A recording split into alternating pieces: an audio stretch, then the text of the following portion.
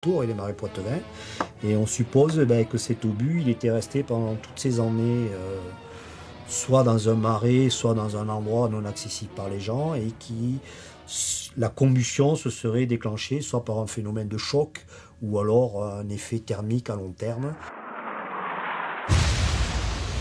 Et donc cet objet, il serait parti de cet endroit-là, de ce marais, aurait eu une forme parabolique, une trajectoire parabolique, serait tombé au pied dans le champ des deux paysans, voilà, après moult rebonds. Et donc voilà, ce qui était au départ un ovni est devenu quelque chose de tout à fait rationnel et expliqué.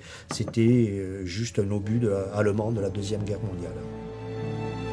Yvan Blanc nous a montré quelques pages des conférences à but pédagogique qu'il donne sur la question des observations aisément explicables, classées en A. Nuages lenticulaires, foudre en boule, rentrée atmosphérique de météorites ou de satellites artificiels, etc. Et voici un nouveau venu en France qui fait désormais un pourcentage appréciable des rapports d'OVNI. Ce sont les lanternes thaïlandaises. Ce sont des petites montgolfières en papier qui peuvent aller de 40 cm de hauteur jusqu'à très gros, jusqu'à 1 mètre si on les confectionne sur mesure, dans lesquelles on a un petit carburant qui est allumé. C'est le principe de la montgolfière, quand l'air à l'intérieur est chaud, tout ça s'envole. Donc ce phénomène est en train de gagner l'Europe et en particulier la France. On a de plus en plus d'observations et de rapports, et ces phénomènes sont liés à des lâchers de lanternes thaïlandaises comme on voit ici sur ce film. Les gens sont toujours déçus quand on leur amène une explication un peu rationnelle de leur observation, je dirais. C'est vrai pour les lanternes thaïlandaises, mais c'est vrai également pour toutes les autres observations, je dirais. Enfin, il y a la question immense des photos et des vidéos. Il y en a des milliers, comme on peut le constater en surfant sur Internet. Alors, comment démêler le vrai du faux? François Louange, expert en images, analyse pour nous quelques photos de faux ovnis. Commençons par ces clichés pris par un jeune collégien. Ils évoquent une véritable escadrille de soucoupes volantes. Il se trouve que l'analyse de ces photos permet de montrer de 5 ou 6 de mémoire façons différentes qu'il s'agit d'un faux. D'une façon très précise, ce gamin a collé des petits objets en forme d'ovni sur la fenêtre de sa chambre et a profité du flou ambiant pour faire des photos qui donnaient une impression tout à fait bonne. Alors c'était très instructif quand c'est arrivé, puisque justement je travaillais sur les méthodes d'analyse des photos. On pouvait montrer par exemple que c'était pas vrai son histoire parce que les ovnis étaient censés être beaucoup plus loin qu'un fil électrique qui passait tout près de sa chambre. Or, en analysant de très près l'image, on s'aperçoit que le fil est caché par l'ovni, donc c'est un peu contradictoire. On voit des lois d'illumination qui s'appliquent tout le long de l'ovni qui sont très semblables à celles du bord de la fenêtre, ce qui est quand même une coïncidence intéressante. On voit aussi une variation de taille apparente de ces objets d'une photo à l'autre qui sont en proportion exacte des variations de la taille apparente des éléments de la fenêtre, ce qui est quand même un peu bizarre pour un objet qui est censé être 10, 20 ou 50 fois plus loin, etc. Donc c'est des exemples comme ça avec lesquels on s'aperçoit que finalement, s'il est un domaine dans les ovnis où il y a du faux, c'est plutôt celui des photos. L'expertise a aussi montré que cet objet insolite, photographié par hasard lors d'un lâcher de montgolfière, n'était en réalité qu'un ballon d'enfant dérivant à 300 mètres de distance. Et c'est tout l'enjeu de l'analyse de l'image, c'est d'essayer avec des techniques qui prennent en compte le flou, la netteté des contours de l'objet, le niveau de gris de ces objets. Si vous prenez un objet noir et que vous l'éloignez, plus vous l'éloignez, plus il paraîtra clair. Ça permet de faire des rapprochements avec d'autres objets noirs dans le plan, etc. Alors, à côté des observations explicables classées en A, B et C, il existe donc une autre catégorie de témoignages que le GIPAN classe en D. Ce sont ces observations pour lesquelles on ne trouve aucune explication. Certaines de ces affaires, comme celle de Trans en Provence, sont demeurées très célèbres. D'autres sont tout aussi troublantes, mais moins connues. En voici une, toute récente, qui vient de défrayer la chronique. L'observation dont Yvan Blanc va nous parler maintenant date de 2007. Elle sera sans doute classée en D, les phénomènes inexpliqués. Elle s'est déroulée non loin du CNES, dans la banlieue de Toulouse. Alors l'observation s'est passée exactement ici, Le témoin arrivait avec son véhicule ici, et c'est à peu près à cette hauteur, vous voyez, entre les deux gros sapins là, que premièrement elle a aperçu une guirlande verte, puis aussitôt après elle s'est aperçue qu'autour de cette guirlande il y avait un objet entouré de lumière en forme circulaire de soucoupe à 2 étages, avec des lumières aux 2 étages.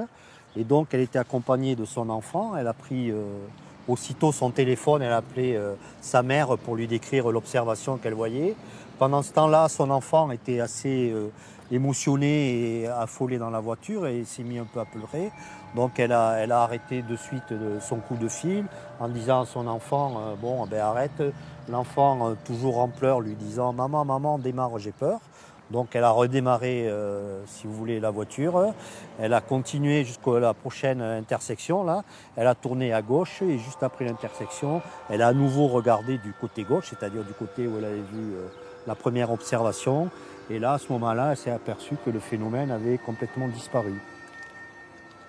Donc le témoin, par la suite, a fait un dessin de son observation qui est assez évocateur et assez détaillé. Hein. Dessin que voici, donc, qui représente la première petite lumière en forme de V verte décrite par le témoin. Lumière guirlande entourée d'un objet en forme de soucoupe avec 2 étages, le premier ici, le second ici, et chaque étage étant entouré de lumière orange assez diffuse. La dimension de cet objet était de 5 mètres à peu près, et bon, avec les repères qu'il y avait au moment de l'observation. Deuxième étape, une visite à la brigade de gendarmerie de Saint-Alban, qui a recueilli le témoignage. Bonjour messieurs, monsieur Blanc du GEPAN. L'adjudant confirme que les témoins étaient très choqués. La petite fille avait même du mal à décrire ce qu'elle avait vu parce que sur le coup elle avait beaucoup pleuré. Elle évitait de regarder l'objet, elle demandait à sa mère à quitter les lieux, mais la mère est restée sur place.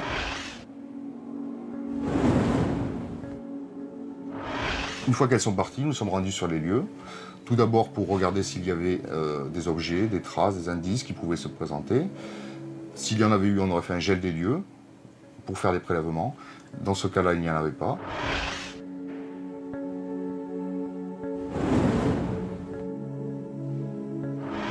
L'enquête de voisinage n'a rien donné. Aucune personne n'a pu nous décrire le même phénomène. Bon, par contre, ce qui a attiré notre attention, c'est que vraiment les déclarations de la mère et de la fille décrivaient le même objet, la même façon de se déplacer, les mêmes couleurs. Seule la gendarmerie était habilitée à nous permettre d'entrer en contact avec les 2 témoins. La mère et la jeune fille ont accepté de nous recevoir sous le couvert de l'anonymat. Elles ont répété leur témoignage au détail près. Je me suis dit c'est peut-être bon, une expérience faite par les militaires, parce que bon, j'avais jamais vu ça. Donc moi je suis restée à observer, bon, ma fille hurlait parce qu'elle avait très peur. J'ai appelé ma mère sur le portable justement pour lui dire ce que j'avais au-dessus de moi, donc tout en continuant à observer l'engin. Ma mère bon, m'a dit ne reste pas là, va-t'en vite.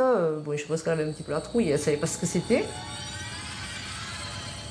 Les témoins qui vivent une telle expérience, quelle qu'elle soit, que l'explication soit triviale ou pas, vivent quelque chose de très fort sur le plan émotionnel et s'en souviennent en général des années et des années. 3 ans après, vous y pensez encore? Oui.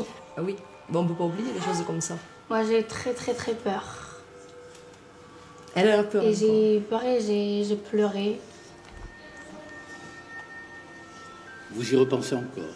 Oui. Oui, des fois quand j'y en parle comme ça, parce que bon, j'y repense, c'est vrai qu'elle ne veut pas trop en entendre parler parce qu'elle est encore terrorisée. Pourquoi, je ne sais pas. Et voilà quoi. Ça fait peur parce qu'on est dans le domaine de l'inconnu complet. L'inconnu fait peur.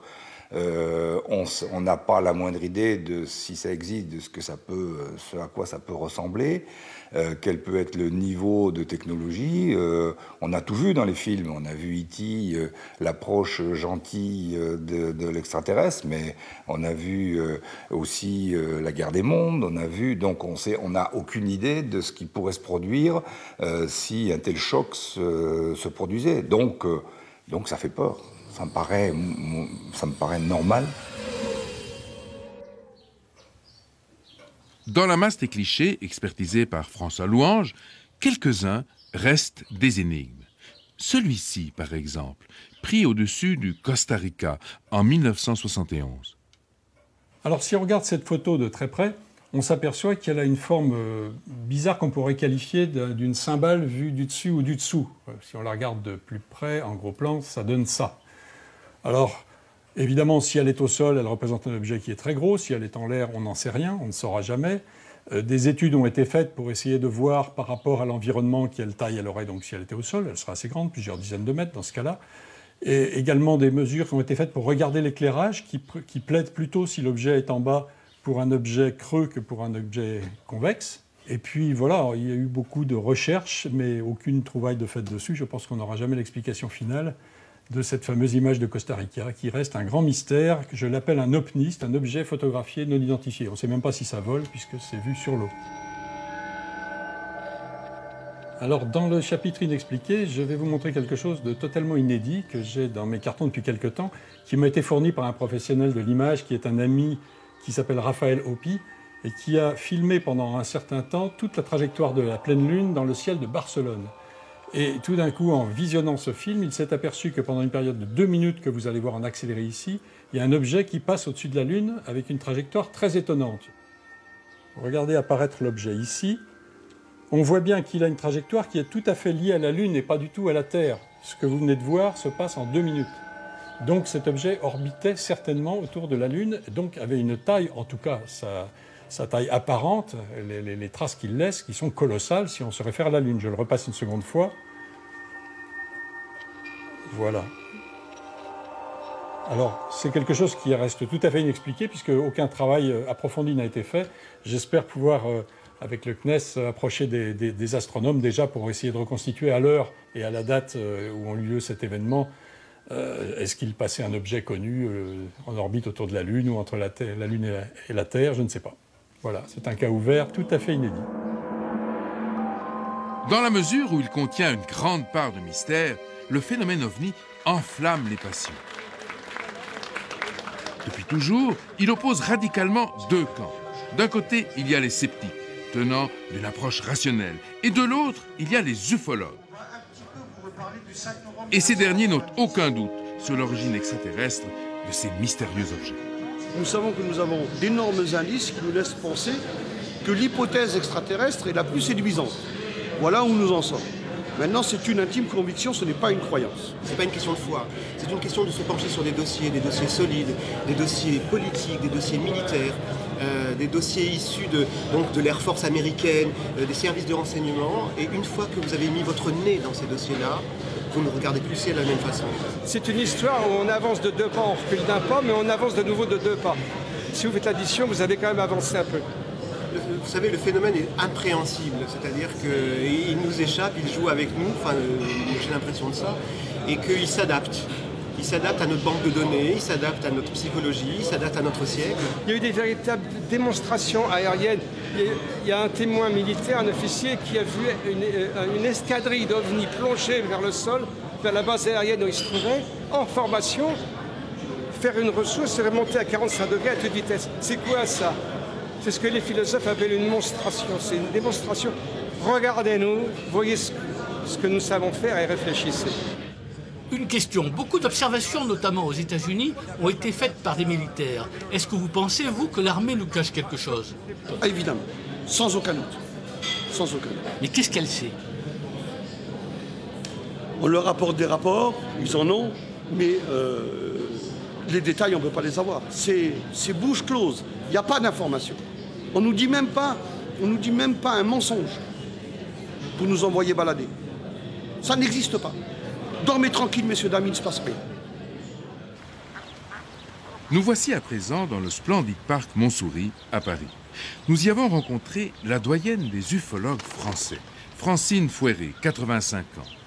Avec son mari, René Fouéré, elle fut à l'origine d'une des premières associations ufologiques françaises. Le bulletin des époux Fouéré était réputé pour la qualité et le sérieux de ses comptes rendus. Mon mari avait dit une fois, notre cerveau, notre intelligence ne sont peut-être pas